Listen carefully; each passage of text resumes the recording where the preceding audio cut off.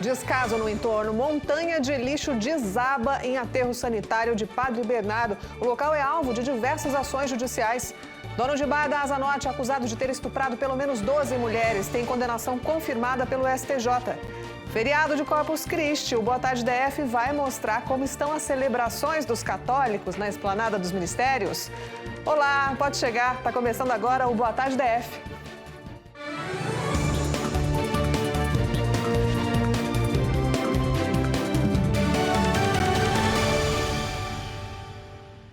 Vamos começar o jornal mostrando, claro, as celebrações do feriado de Corpus Christi. A Arquidiocese de Brasília promoveu um evento que começou no início da tarde e deve durar até o anoitecer lá na Esplanada dos Ministérios.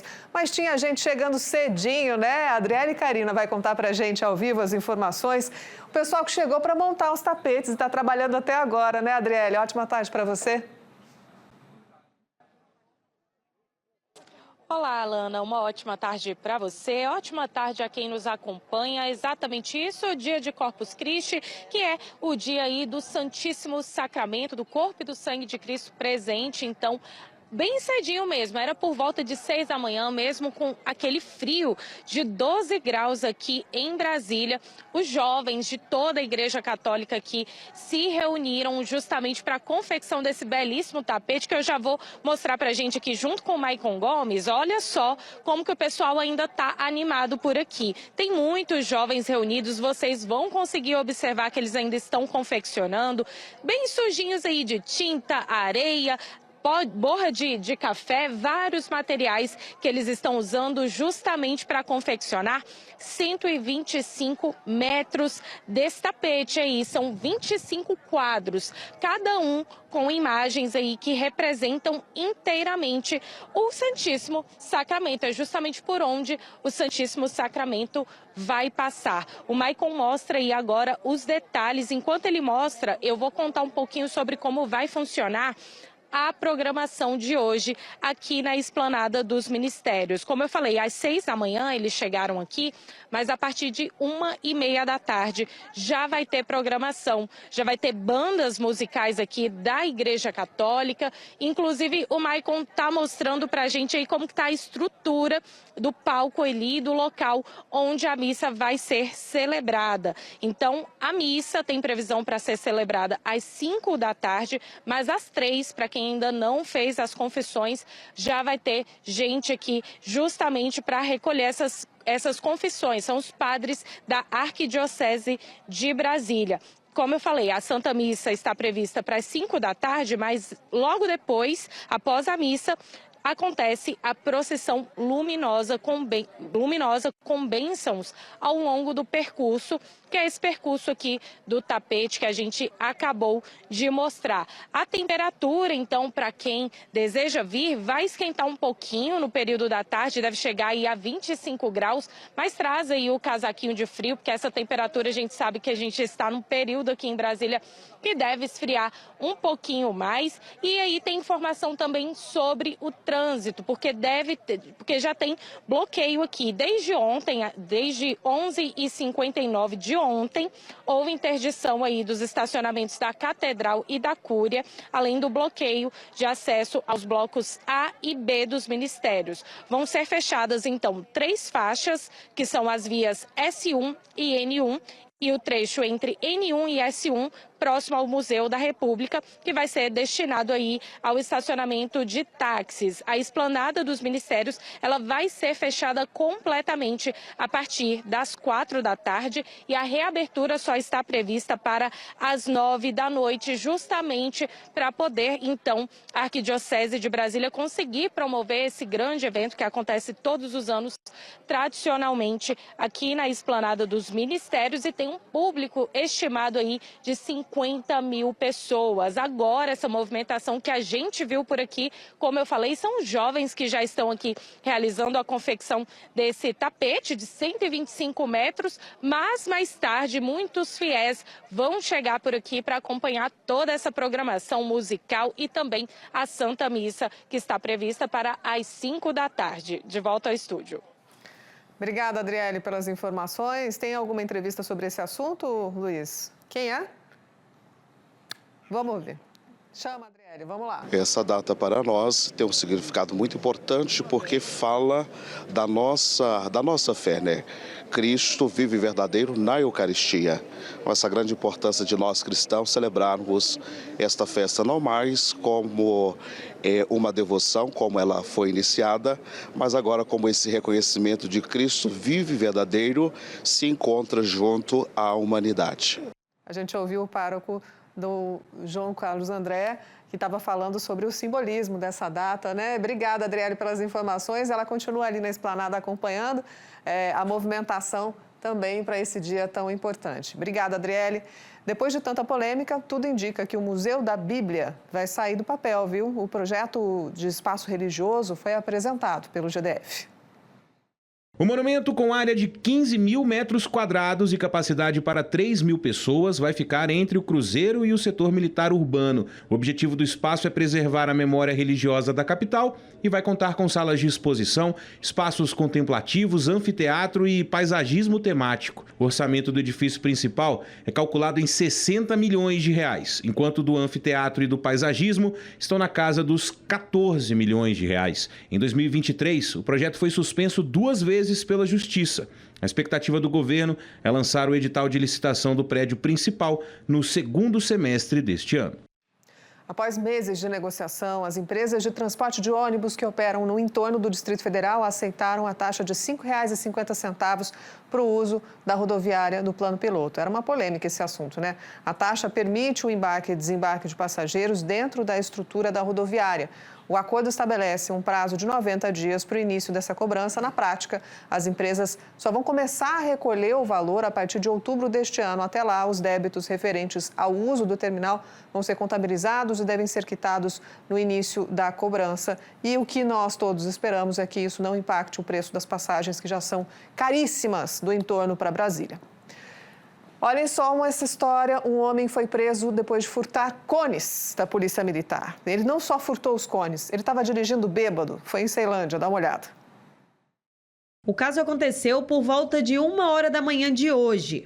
O homem furtou cones de sinalização da PM que estavam na antiga sede do 8º Batalhão. Após o furto, ele tentou fugir, mas foi abordado por militares na altura da QNN 6, em Ceilândia. De acordo com a PM, ele apresentava sinais de embriaguez. O autor foi levado para a 15ª Delegacia de Polícia, onde foi registrado o flagrante. Vamos mudar de assunto agora, vamos falar do número de homicídios aqui no Distrito Federal. Tem uma diminuição importante, os casos de mortes com armas brancas cresceram, infelizmente. Esses são alguns dados que foram colocados no Anuário da Segurança Pública do DF, divulgado hoje. Esses dados mostram o retrato para até 2024. O documento reúne análise dos últimos 10 anos sobre criminalidade, desaparecimentos e ações das forças de segurança. Confere aí. De acordo com o levantamento, foram registrados 207 homicídios em 2024 no Distrito Federal. No ano anterior, foram 234, o que significa uma redução de 12%. Em compensação, as mortes causadas por armas brancas cresceram e foram responsáveis por 45% dos homicídios, 39% dos feminicídios e 50% dos latrocínios. O estudo aponta também aumento nos casos de lesão corporal seguida de morte, que passou de 1 caso em 2023 para 13 em 2024. Em relação aos feminicídios, o número oscilou nos últimos anos. 23 mulheres foram assassinadas em 2024. No ano anterior, foram 31. Já em 2025, até o momento, 12 casos já foram notificados. O anuário destaca ainda a queda contínua nos latrocínios, que são roubos seguidos de morte, que somaram 8 casos em 2024 e 18 no ano anterior. A redução vem sendo registrada desde 2020. As polícias do DF também aparecem entre as menos letais do país. Sobre os desaparecimentos, o documento mostra que 2.268 pessoas foram registradas como desaparecidas em 2024. Dessas, 2.228 foram localizadas, o que representa uma taxa de localização de 98%. A gente vê aí esse balanço que foi divulgado nessa quarta-feira e eu chamo a atenção para o número de feminicídios, né? Porque no ano passado Em 2024, a gente chegou a 23 feminicídios aqui no Distrito Federal e neste ano, com um caso que está em investigação agora, a gente deve chegar a 13 no meio do ano, né? Então, certamente, o número disparou com relação ao ano passado, o que chama a atenção e que merece a atenção das autoridades, de maneira geral, para reforçar os mecanismos de proteção às mulheres, de proteção contra a violência doméstica e contra o feminicídio. Aterro sanitário Ouro Verde, localizado em Padre Bernardo, no entorno do Distrito Federal. Palco de um desabamento. Na manhã de ontem, a imagem é impressionante. Esse local é alvo de ações judiciais e funciona baseado em uma decisão liminar. Apesar do aterro não ficar aqui no território do DF, as maiores cidades estão abastecidas por água que passa ali do lado e que corre o risco de contaminação. Os detalhes vão chegar com o Andrews, né? É isso, né, Andrews? São só Ceilândia, Taguatinga e Samambaia. As maiores do DF podem ter o risco de contaminação de sua água por conta desse desabamento. Isso mesmo, Lana. Boa tarde a você, boa tarde também a todos os nossos telespectadores. Esse aterro que desabou, Lana, ele fica a cerca de 10 quilômetros de Braslândia e a 25 quilômetros da barragem do Descoberto. Essa barragem, então, abastece essas cidades que você falou e o detalhe é que o local onde o lixo caiu fica em um córrego que deságua exatamente, que drena ali o Rio Descoberto. Aliás, a situação é muito delicada envolvendo aí esse aterro, porque essa empresa Ouro Verde, ela vem funcionando com base em uma decisão da Justiça, mas é alvo de um monitoramento do Ministério Público do Estado de Goiás desde 2016, Lana. Inclusive, já foi alvo de ações conjuntas do Ministério Público Estadual com o Ministério Público Federal, solicitando que os resíduos não fossem mais jogados ali, justamente porque está ferindo as regras ambientais, as leis ambientais e os relatos de moradores que, inclusive, diariamente, de todos os dias, peixes aparecem mortos ali devido a esta contaminação. Foi nesse contexto, então, que houve esse desabamento ontem pela manhã. Foi gravado aí, nossos telespectadores estão acompanhando um registro. E neste momento, Lana, acabei de receber a informação, o secretário de Estado do Meio Ambiente ali de Goiás está no local acompanhando a situação. A secretaria informou, inclusive, que está fazendo um trabalho para evitar que o Rio Descoberto ele seja contaminado com todo esse lixo. E, repito, pode acabar então afetando não só as regiões ali do entorno que recebem essa água, como também os moradores dessas 3 cidades aqui do Distrito Federal. Por isso, Lana, agora há pouco eu até entrei em contato com a Secretaria de Meio Ambiente aqui do DF para saber se o GDF está monitorando esta situação. Ainda não tivemos um retorno, o espaço, é claro, segue aberto. E já em relação a essa empresa, a Ouro Verde, uma empresa bem difícil de achar o contato, o site deles não está no ar, os números também eles não atendem, deixei mensagem, também não retornaram até o momento para dar o lado deles dessa história. Espaço também segue aberto, Lana. Obrigada, Andrews, pela informação. É ponto facultativo aqui no Distrito Federal, mas é uma emergência, né? Enquanto a gente conversa, esse lixo todo está descendo o rio abaixo e pode contaminar a barragem, pode contaminar a água que as maiores cidades do Distrito Federal consomem hoje. Então, é importante que a Secretaria dê uma resposta rápida para essa emergência que a gente está vivendo. Aguardo qualquer atualização, pode voltar aqui, Andrews, a qualquer momento, tá? Obrigada. Agora, a Cami Abreu tem um recado especial para você. Muito boa tarde, meus amigos. Quero te dizer que Claro Flex está na sua autonomia em resolver tudo pelo app, na sua liberdade de um plano sem fidelidade, na sua vida sem burocracia. Ah, é sem burocracia mesmo, sem enrolação. E o melhor, por apenas R$ 44,99 por mês, você tem 15 GB do plano, bônus de 5 GB para as redes sociais e vídeos e o WhatsApp ilimitado para tudo. É isso mesmo, são 20 GB para curtir com o 5G mais rápido do Brasil, com liberdade total para escolher qual plano quer naquele mês, sem contratos ou multas, sem ligação de operadora, tudo direto no app, no seu tempo, do seu jeito, de onde quiser e sem pesar no bolso. Compre o chip Claro Flex e baixe o app. Consulte condições de aquisição. Imagens ao vivo do trânsito para você, é PNB na altura de Riacho Fundo, seguindo tranquilo nesse momento. Boa Tarde DF faz uma rápida pausa, não saia daí.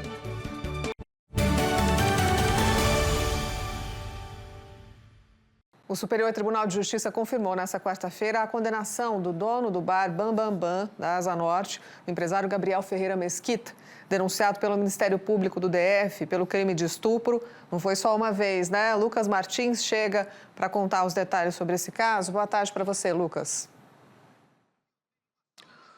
Olá, Lana. Muito boa tarde para você, boa tarde para todos que estão na nossa companhia. Pois é, como você bem disse, o STJ confirmou a condenação de Gabriel Ferreira Mesquita pelo crime de estupro. O empresário foi denunciado pelo Ministério Público do Distrito Federal pelo crime que foi cometido em 2018, após marcar um encontro com a vítima num aplicativo de relacionamento. Na ação, a vítima disse que consentiu com o ato sexual no primeiro momento, mas depois se recusou e acabou sendo forçada por Gabriel. Ao menos outras 12 mulheres acusam o empresário de abuso sexual. Gabriel foi condenado por crimes cometidos entre 2015 e 2018. No entanto, os boletins de ocorrência só foram registrados em 2019 e, a partir daí, o Ministério Público teve conhecimento sobre o caso. Uma das mulheres contou que no primeiro encontro com Gabriel foi no bar dele, à época o bar Bam Bam Bam, na Asa Norte, como você disse,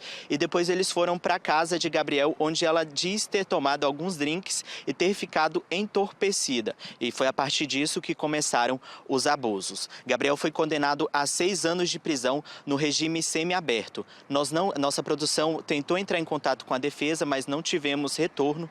O nosso espaço segue aberto aqui, Lana. Agradeço, Lucas, pelas informações. Vamos mudar de assunto? Uma excelente oportunidade para você que quer adestrar o seu cão de graça. A PM abriu vagas para treinamento e é importante checar essas informações. Veja como participar. Senta. Bonito. Boa, garoto.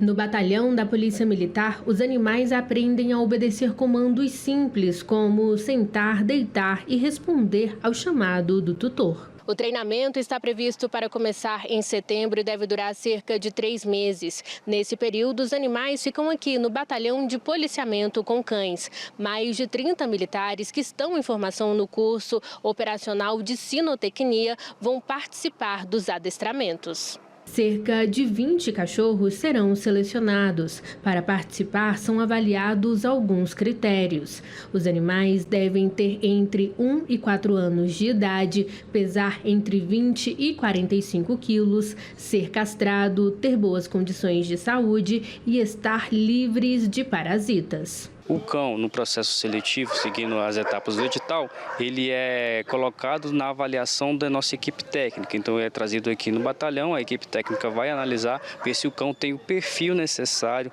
de socialização com outros animais para que possa participar. O treinamento do BP Cães não tem restrição de raça e o pet pode ser macho ou fêmea. Uma grande preocupação de quem vai deixar o cão aqui é se eles vão manter esse contato, né? No primeiro período, o período inicial, que chamamos assim no curso, é de 1 mês e meio. Então, nesse período, não tem um contato com o animal.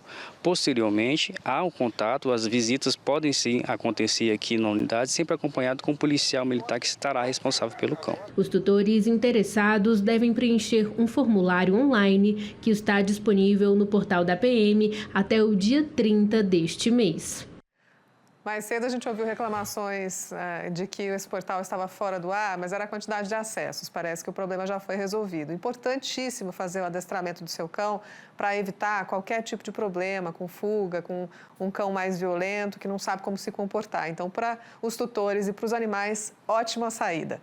Agora, imagens ao vivo do trânsito, a gente tem em PTG aqui na tela, na altura do CIA para você. Boa tarde, DF. Mais um intervalo, a gente volta já já.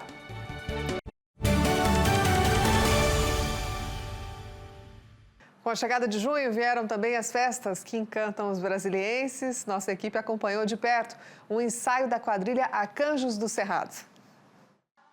Já é tempo de se render aos ritmos e cores das quadrilhas juninas. E para dar conta do recado, os preparativos começam com antecedência. A Arcanjos do Cerrado é um exemplo. Fundada em 2013, tem como missão levar fé e tradição aos fiéis por meio da dança. O maior objetivo é esse, levar alegria, né? Tanto para o público quanto para quem está aqui fazendo quadrilha, né? A gente fala para os meninos que não é dançar por dançar, mas é levar alegria, levar o que você tem de melhor, por mais que você não receba. Muitas vezes a gente não recebe esse carinho em casa, né? No nosso dia a dia, mas a gente consegue tirar as forças para levar para quem está assistindo a gente. O tema deste ano é Mire as Estrelas. Para nós é um tema lúdico, né? Que chama muito o público, mas também é um tema que envolve muita devoção, que envolve muita fé. Então nós vamos falar sobre o impossível. A gente sabe que muitas vezes o caminho é árduo, o caminho é difícil, mas que quando a gente tem propósito, quando a gente realmente quer alcançar algo, a gente consegue. Então é isso que a gente quer trazer, mais do que a estrela propriamente dita, mas a força, a vontade, a devoção de ir atrás dos nossos objetivos. A estreia foi neste fim de semana e agora começam as competições.